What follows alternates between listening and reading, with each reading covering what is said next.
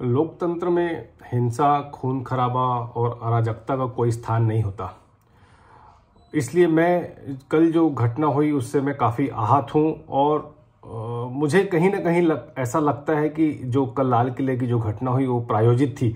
मैं अपनी बात कहूँ मैं पर उसके पहले कुछ सवाल उठाना चाहता हूँ। मैं ये जानना चाहता हूँ कि आखिर ये स्थिति निर्मित क्यों हुई, इस स्थिति के निर्माण होने के पीछे किसका हाथ है।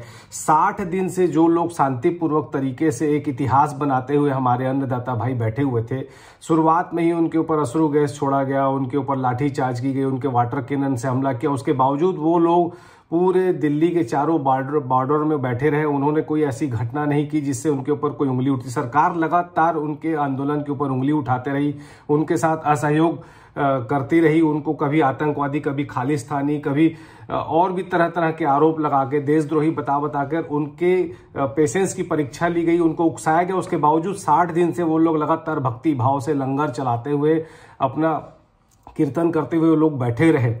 उसके बाद 60 दिन में 150 से ऊपर से ज़्यादा किसानों की जानें चली गई। ना प्रधानमंत्री जी के मुंह से एक शब्द निकला, ना गृह मंत्री के मुंह से कोई बात निकली। आप सोचिए कि जब किसी इंसान की रोजी रोटी की बात आती है, उसके पेट में लात पड़ती है तो वो क्या स्थिति बन जाती है। उसके बावजूद भी कल जो घटना हुई मैं उसकी निंदा करता हूँ, क्योंकि वो कहीं ना कहीं से घटना अच्छी नहीं थी। हमारे ऐतिहासिक धरोहर हैं।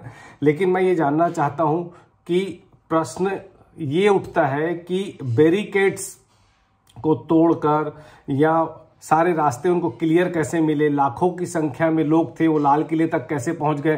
सामान्य दिनों में भी लाल किले में इतनी सुरक्षा रहती है, उसके बावजूद हमने वीडियो में कल देखा, टीवी में समाचार में देखा कि पुलिस वाले कुर्सी में शांति से बैठे हुए थे।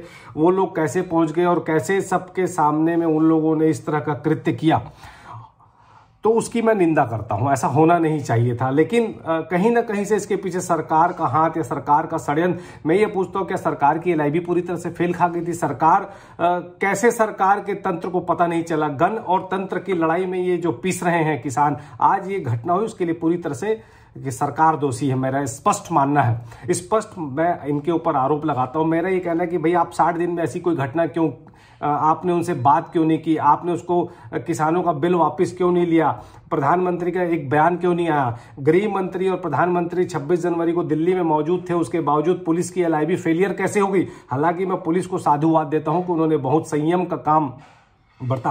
लेकिन आपको ये देखना पड़ेगा कि जब आपके LIB की रिपोर्ट आ रही थी कि 5 लाख 6 लाख ट्रैक्टर आ रहे, एक ट्रैक्टर में अगर 5 लाख होते हैं, मैं बताऊं 1 लाख ट्रैक्टर भी रहा होगा तो 4 लाख 5 लाख लोग दिल्ली में घुस जाते हैं। दिल्ली के सड़कों पर आप देखिए, पर एक तारीफे काबिल बात ये हुई, अगर ये इनका इरादा ठीक नहीं होता तो दंगे फसाद भी होते, लूटपाट भी होती, एक भी आदमी मरा नहीं।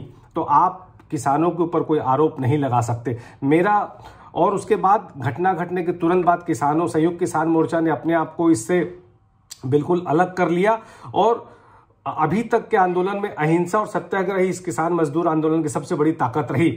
और मेरा तो साफ साफ मानना है कि 61 दिन का ये गन और तंत्र के बीच में जो टकराव है, ये लोकतंत्र के लिए कतई सही नहीं था। और लोकतंत्र की हत्या तो उसी दिन हो गई थी जब मोदी सरकार ने बगैर किसी से बात किए, बगैर सर्वदलीय बैठक बुलाए, बगैर किसी समिति में दिए, राज्यसभा में जिस तरीके से आधी रात को ये बिल पास किया, उससे उसी की नीयत उसी दिन स्पष्ट हो गई थी। प्रधानमंत्री और भाजपा सरकार को ये सोचना पड़ेगा कि 61 दिन से बातचीत का मुखौटा पहन के किसानों को 10 बार बातचीत के लिए बुलाना और उनकी मांग को स्वीकार नहीं करना, किसी भी प्रकार की समस्या को हल करने के लिए कोई ठोस उपाय नहीं करना, देश को भ्रमित करना, किसानों को विचलित करने की दिशा में प्रयास करना। 175 किसानों की मृत्यु के बावजूद प्रधानमंत्री द्वारा ना सांत्वना के 2 शब्द कहना, ना उनके जख्मों पर मरहम लगाना, ये किसानों के प्रति भाजपा की जो थकाव और भगाव वाली नीति जो देश हित में नहीं थी, और इसी का दुष्परिणाम ये हुआ कि कल ये जो घटना घटी।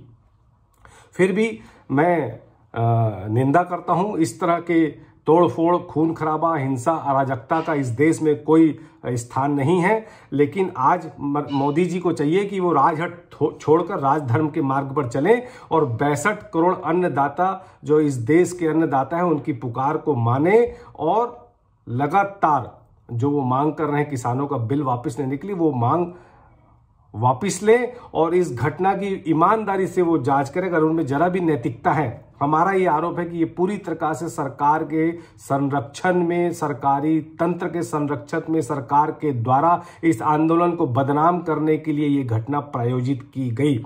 मैं इसकी निंदा करता हूं और मैं ये साफ साफ बोलता हूं कि लाल किला का एरिया इतना सुरक्षित है जहां परिंदा भी पर नहीं मार सकता, परंतु वहां पर कोई भी व्यक्ति ऊपर प्राचीर में अगर झंडा लेकर चढ़ जाता है तो ये सरकार की LIB की असफलता और कहीं ना कहीं सरकारी संरक्षण में काम हुआ, अन्यथा किसी आम आदमी की इतनी मजाल नहीं कि वो इस तरह की हरकत कर सके।